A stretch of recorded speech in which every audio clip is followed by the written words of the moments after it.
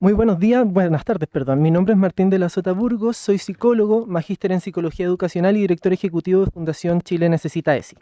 Por su intermedio, Presidenta, saludo a los diputados y diputadas que integran la Comisión de Educación de la Cámara.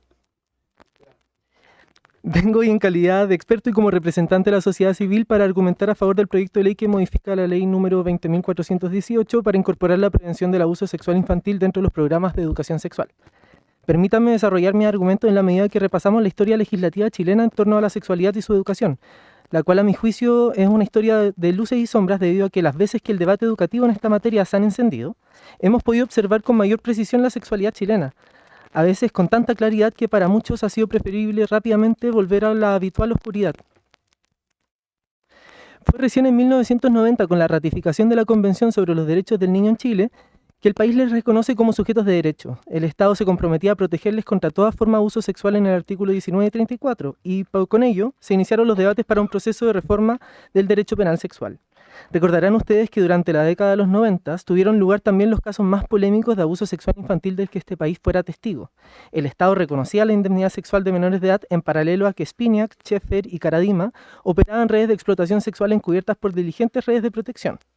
Es más, en la primera propuesta de reforma curricular del Ministerio de Educación en el retorno a la democracia, la vía que la Comisión Consultiva del Mineduc propuso para establecer educación sexual proponía abordar el cuidado de la infancia ratificado en la Convención a través de objetivos fundamentales transversales, se les llamaban, en el sistema escolar, los cuales habilitaban la incorporación de la prevención del abuso, por fin, a través de dos objetivos: sexualidad y derechos humanos. La reforma fue polémica, enfrentó resistencias y marcó la victoria a los sectores más conservadores del clero, que expresaron su rechazo a la educación sexual por no promover, abro comillas, la importancia de formar en hábitos virtuosos como el dominio de sí mismo, la castidad y la virginidad. La Comisión Episcopal declaró que no hay que desconocer que la continencia es la mejor garantía frente a muchos conflictos sociales de la sexualidad. Años más tarde, hacia finales de la década de los 90, Chile da otro paso decidido en la protección de la niñez y adolescencia al promulgar la ley número 19.618, que reformó de manera estructural la terminología de los delitos sexuales, sustituyendo la noción de abusos deshonestos por abuso sexual. En buena hora se restituyó a la niñez y adolescencia la posición que se les había arrebatado. Si bien son sujetos de derecho, esto no les entrega la capacidad de consentir sexualmente a un adulto. Y es que no existe coqueteo, simpatía, vínculo u ocasión que lo vaya a justificar. La ley es clara en reconocer la situación de superioridad, dependencia y autoridad de los agresores sexuales tienen sobre sus víctimas, y así consecuentemente aumentó las penas asociadas cuando las víctimas son menores de edad. Que cada niño, niña y adolescente conociera esta nueva realidad jurídica pudo haberse hecho carne de la mano de una innovadora apuesta escolar que espero se recuerden: las JOCAS, Jornadas de Conversación en Afectividad y Sexualidad. Pero lamentablemente, como rescata el investigador Arenas en el año 2016, las condiciones culturales no estaban disponibles. La revista Hoy retrataba cómo una joven de 17 años, al preguntar sobre la posibilidad de tener un segundo noviazgo luego de terminar con el primero, fue reprendida por su autoridad escolar, que la llamó prostituta. Las JOCAS fueron interrumpidas y desfinanciadas, no se consolidaron como política educativa y nuevamente la prevención del abuso sexual infantil no llegó a las aulas. Pasaron los años y la Comisión de Evaluación y Recomendaciones en Educación Sexual del 2005, encargada por el Ministerio de Educación de ese entonces, consignaba lo siguiente, abro comillas: las denuncias de abuso sexual han aumentado de manera significativa en los últimos años en el país. Datos del CENAME calculan que por cada caso denunciado hay 7 u 8 que incluso no llegan a conocerse. En ese contexto de denuncia y sensibilidad social del tema, cabía preguntarse, comillas nuevamente, ¿cuál es el rol que les compete a la educación en la prevención de situaciones de riesgo como estas? La Comisión considera que debe ser de carácter formativo en habilidades y factores protectores.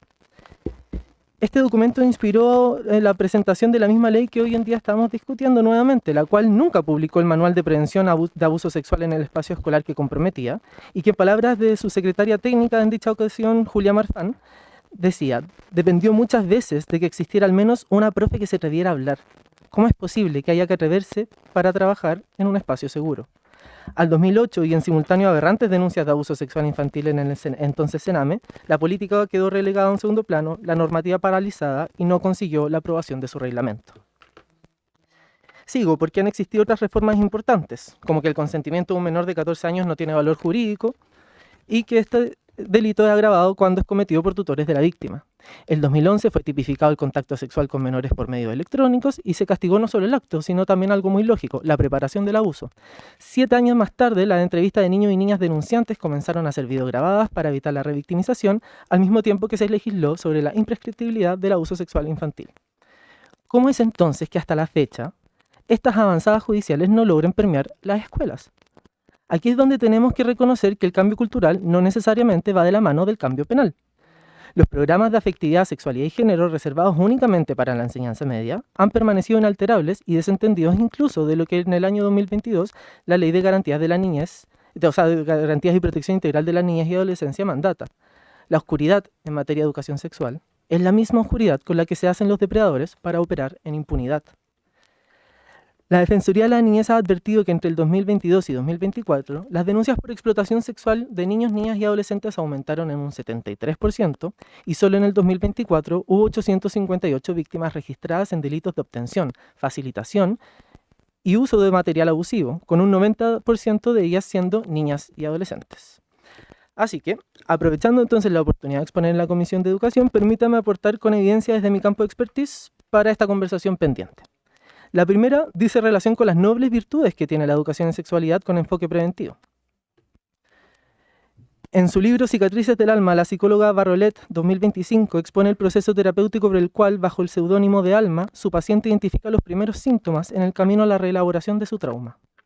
Papá, aunque tratara de perdonarte con todas mis fuerzas, algo en mí seguía tratando a toda costa de protegerse de ti. Tu presencia seguía siendo angustiante y tu compañía me tenía en un estado de alerta permanente. Mi abuela contribuía mucho a ese sentimiento. Cuando me excitaba la fuerza al bañarme, me repetía lo asquerosa que yo era, que no valía nada, que era tonta y que si hablaba todo iba a ser peor. Hoy solo sé que el sonido de la respiración de mi marido a mi lado me produce una angustia irracional. Con lo doloroso que es leer este relato, quiero que nos podamos quedar con la generosa respuesta que da Alma al identificar el gatillante que la hace reconocer su historia de vida y el motivo de su consulta. La semana pasada me pasó que tuve que ir a la charla de educación sexual en el colegio de mis hijos y empezaron a dar ejemplos concretos y gráficos de los actos que se consideran violencia sexual. Me costó mucho estar ahí, porque lo que escribían eran las cosas que a mí me habían hecho de chica. Contar con programas cuyo objetivo sea la prevención del abuso sexual infantil es la puerta de entrada a la profunda reparación intergeneracional que está pendiente en este país. El estudio de las doctoras Goldmark y Lieberman del Departamento de Salud Pública de la Universidad de Montclair, New Jersey, hace una revisión sistemática de los programas con pretensión de educar más allá de la prevención de los embarazos no deseados y la infección de transmisión sexual, similar a los programas actuales en Chile. El estudio halla que los programas más efectivos en materia de prevención de abusos son los que declaradamente manifiestan en sus objetivos esto, teniendo buenos resultados en acompañar familiarmente y el desarrollo de habilidades de la autoprotección en niños y niñas.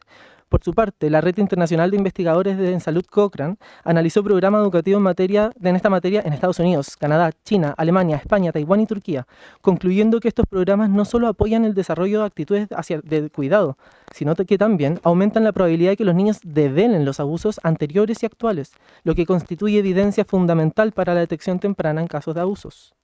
Estamos hablando de oportunidades pedagógicas que la niñez en Chile merece. Identificar la violencia, empatizar con sus profundas consecuencias, prevenir situaciones de riesgo, reemplazarlas por conductas de cuidados, ensayar la delimitación de los límites personales, entrenar la asertividad comunicativa sobre nuestros propios deseos y asumir la responsabilidad colectiva de la reparación. Es de alguna manera hacer justicia a lo que el abogado Garabedian señaló al destapar los cientos de crímenes perpetrados por el clero en Estados Unidos.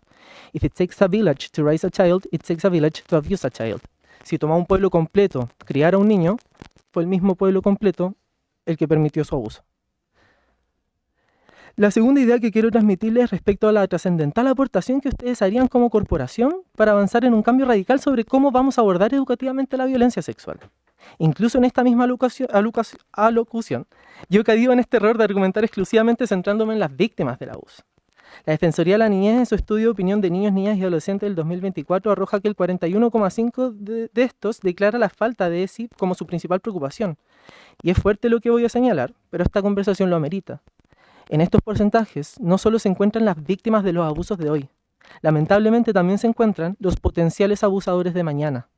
Un programa escolar que establezca como objetivos la prevención del abuso sexual infantil también se está haciendo cargo de transformar normas, actitudes y comportamientos que están a la raíz de la violencia sexual, incluyendo aquellos que hacen que los niños y adolescentes perpetren también violencia y coerción. Estudios recientes del Reino Unido señalan que la estrategia no solo se encuentra en la transmisión de conocimiento, sino también en que la prevención pasa por el desarrollo de habilidades para relaciones sanas, las cuales han demostrado ser efectivas en reducir el abuso psicológico y las creencias que justifican la violencia sexual. Recordemos que los prontuarios abusivos, los patrones de victimización, el desarrollo del deseo sexual vejaminoso, también comienzan en edades tempranas. Una educación sexual que no forma respecto a consentimiento y ética sexual, o que no ataja los estímulos y exhibiciones hipersexualizadas a los que muchas veces como sociedad exponemos a nuestros niños, es una educación condenada a producir nuevos abusadores. A mi generación nos han llamado nativos digitales por haber nacido con el control remoto en la mano, pero les advierto que desde mi generación en adelante el verdadero fenómeno es acuñado por el antropólogo Miller como huérfanos digitales. Se trata de quienes crecen en una era con tecnología digital disponible, pero sin las habilidades y el acompañamiento adecuado para usarlas de forma segura y eficaz. Observen por favor en la pantalla algunas de las posibilidades con las que crecen nuestros estudiantes en el año 2026. En X, antes conocido como Twitter, la inteligencia artificial Grok es capaz de intervenir imágenes al gusto de cualquier usuario. Con solo una simple instrucción podríamos desnudar a esta comisión completa, incluso a un curso de educación básica. Ese es el mundo en el que los niños hoy día están creciendo. Uno en el que un preadolescente puede conseguir por mercado online una muñeca de silicona con rasgos infantilizados. Pero también uno en el que su colegio, su programa escolar en sexualidad, hasta el día de hoy no contempla la prevención de la violencia sexual. Muchas gracias.